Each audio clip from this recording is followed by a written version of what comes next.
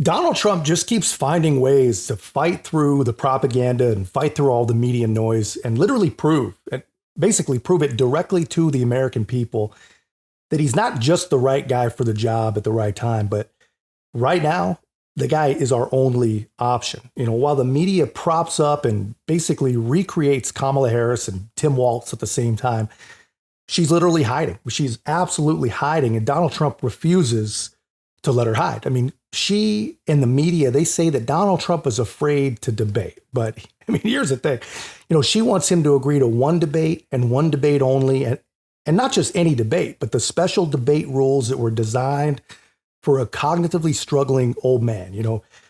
No audience, special mics, but no sane person would want that. And Donald Trump doesn't want that. He wants 3 debates designed for 2 people, each with allegedly working brains. All of that being said, I think it's very important to have debates. And we've agreed with Fox on a date of September 4th. We've agreed with NBC, fairly full agreement, subject to them, on September 10th. And we've agreed with ABC on September 25th. So we have those 3 dates, and those networks, they're very anxiously awaiting that date and those dates. So we have September 4th, September 10th, and September 25th. We have spoken to the heads of the network, and it's all been confirmed, other than some fairly minor details. Audience, some location, which city would we put it into, but all things that will be settled very easily, I think it'll be very easy. The other side has to agree to the terms.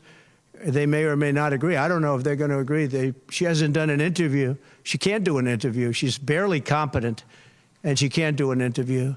But I look forward to the debates because I think we have to set the record straight. Why is it that millions of people were allowed to come into our country from prisons, from jails, from mental institutions, insane asylums, even insane asylums? That's a great question. And honestly, it's just one of many great questions. And I'm not sure what the odds are that Kamala Harris actually agrees to even one debate, let alone 3. I honestly don't think she will. I don't think she can do it. But I think it's real smart to package it up as a 3, as a 3 for her. Get her to agree to 3 up front and just stop playing games, right? Stop the charade, right? It's just another case of Democrat, be careful what you wish for. I mean, she's been jacking her jaw all about Donald Trump's afraid to debate, and here he is offering 3 for the price of 1. And honestly, that's where we're at in this modern day, man. This is what he has to do to even get heard. Kamala Harris won't give an interview. She won't give a real press conference. And she's having a real hard time giving a speech if you saw what happened in Michigan. And if you didn't, I'm going to work on a video about that too. But this is where we're at, man. Kamala Harris is a ghost. And Donald Trump just gives an off-the-cuff 1-hour press conference, 72 minutes actually. And just listen to how the media copes. Seemed like it was just Donald Trump taking advantage of an opportunity to bring press here and take those questions. And I will remind you, one of the things we said coming into this press conference, he was going to say over and over again that Kamala Harris has not taken a question from the press. He did, in fact, do that when he was up at the podium today. Yeah. So Donald Trump is just taking advantage of the press by actually being available and taking questions for an hour while also highlighting the fact that his opponent hasn't done so and is pretty unlikely to do it, right? If that's taking advantage of the press, can we please just make it a requirement for government service to take full advantage of the press? I mean, these are just desperate people. And I'll show you just how desperate, man. But first, guys, if you're enjoying this kind of content, hit the like button and subscribe. It really does mean a lot to helping the channel grow.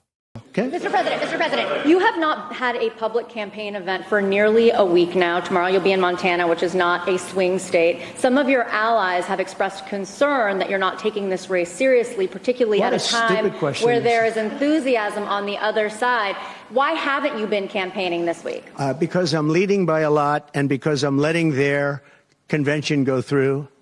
And I am campaigning a lot. I'm doing tremendous amounts of taping here. We have commercials that are at a level I don't think that anybody's ever done before. Plus, in certain cases, I see many of you in the room where I'm speaking to you on phones, I'm speaking to radio, I'm speaking to television. Television's coming over here. Excuse me, what are we doing right now? She's not doing any news conference. You know why she's not doing it? Because she can't do a news conference. She doesn't know how to do a news conference. She's not smart enough to do a news conference. And I'm sorry, we need smart people to lead this country because our country's never been in this danger before, both economic. Nailed it. I mean, he absolutely nailed it. Media Hack says, why would you bother with the people that don't matter in Montana? And why aren't you doing any campaigning? And he says, what do you think we're doing right here? What do you think this is? What do you think I'm doing? And the answer is he's doing something that their chosen puppet is just not even close to capable of doing. And that's where we're at. I mean, these people, they waste their opportunity with ridiculous questions. The same people wasting their questions are the same people telling you that Donald Trump, he's the one that really has dementia, not Joey. It's Donald Trump.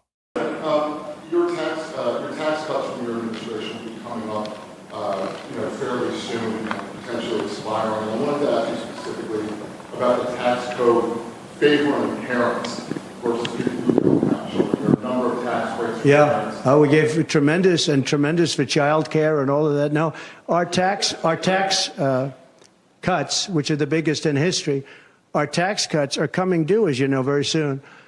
And if the Democrats don't renew them or make it impossible to renew because it's pretty close in terms of vote, if they don't renew them, it's the equivalent of having a 4 times tax increase from what you have right now, and it'll destroy the economy. I think they're under tremendous pressure to do it. I've never seen, all my life I grow up and I watch politics, and I used to be on the other side of politics first, and then I run for office. But in all the years of studying politics, I've never seen people get elected by saying, we're going to give you a tax increase. These guys get up, think of it. We're going to give you no security. We're going to give you a weak military. We're going to give you no walls, no borders, no anything. All these things they're doing. I mean, the transgender became such a big thing. But they do all of these things, but they always say, we're going to give you a tax increase. I never heard anybody campaign on a tax increase. A politician has always said, I will cut taxes. I'll give you one example. Social Security. They're going to destroy Social Security. I am going to leave Social Security. I'm not raising the years. I'm not raising the age. I will be saving Social Security, and I'm going to work it out that there's no tax on Social Security for seniors. I'm also doing no tax on tips. No tax on tips. So waiters, waitresses, caddies, people that drive cars, people that get tips who have been harassed by this government, we're going to have no tax on tips. That's a big thing. Look at what we actually have here, man. We have one candidate giving actual access to the press, even though he knows that if there's even one word with some ambiguous context, it's going to be twisted and used as some lazy weapon against him for the next 3 months, right? Even knowing that, he still shows up and he still talks about actual policy. He's not inviting rappers to dance. He's not pandering. He's talking about actual policy that needs to be talked about. The tax cuts being allowed to expire, that would be painful. The media has people believing that it's not going to matter because Trump's tax cuts only magically help rich white people. But that's, of course, not true. I mean, the tax cuts will hurt all people. And then he talks about another really pretty damn good policy idea, one that we should have talked about, 80 years ago. No tax on Social Security, which really, that's a no-brainer. I mean, how this is the first presidential candidate to ever bring it up is amazing. I mean, the fact that the peanuts the government makes seniors accept after a lifetime of paying in, the fact that that's taxed for the same Social Security, I mean, that's just doesn't make any sense. So this is a great idea. That's the biggest FU in probably the history of American government. So no tax on Social Security is a fantastic idea. But the fact that no one even wants to talk about his ideas, the fact that there's even one person on board with more of the Biden-Harris economy just absolutely blows my mind, man. It's one of Trump's strongest issues. But I mean, truly, man, the fact that he's not polling at 100% on the economy, I think really is just a bad omen. It's a bad look for the American school system for sure. All America survey, economic survey, offering data on which presidential candidate voters think will be economically better for the country. Steve Reisman at the table this morning, joining us with some very interesting findings. Here we go. The CNBC All-America Economic Survey finds former President Donald Trump holding a commanding lead among voters on key economic issues. But he's ahead of Vice President Kamala Harris by just 2 points in the head-to-head race for the White House. Trump led Biden by 45 to 43 in the July NBC News survey. The CNBC August poll finds Trump leading Harris by 48, 46, or the same 2 points, and within the poll's 3.1% margin of error. Yet, by a 2-to-1 margin, 40 to 21, voters believe they will be better off financially if Trump wins. 35% say it will make no difference to their pocketbooks. So how do we get there? The number is driven by Republicans who strongly think it matters for their finances if Trump wins. 42% of Democrats say it doesn't matter, 54% of independents, and you can see that just 17% of Republicans think it doesn't matter if Trump wins or whoever wins. Trump also has double-digit advantages on several key economic issues. Voters who say inflation and the cost of living are a top concern, they break for Trump by 12 points, 53-41. Voters who say the country's overall economy is a top issue, another 12 points, 52-41. The two are tied 47-47 on addressing the needs of the middle class. Harris has advantage among voters on health care and protecting democracy. She also leads big time by 22 points on the abortion issue. Trump gets support, and a lot of it, on crime and safety, immigration and border security, and taxes. The two are tied just about on Social Security. So if the economy is so important, which we believe it is here, how is the ballot so close? That's amazing. It blows my mind, man. It is amazing that it's close. I mean, there's no real explanation. The only real explanation is that a freakishly large number of people really just aren't that smart. You know, not by a mile. Not by a mile. I mean, the power of propaganda truly, it's an amazing thing to watch, man. And people can be aware that crime is rising. They know they can't afford food. They know they can't afford to move. The border's a disaster. They can see it. The world is on fire. They hear it every day. And still what they believe, they don't believe any of that. They believe that Donald Trump is a democracy-killing fascist. They don't even know exactly what a fascist is, but they know that it's not good.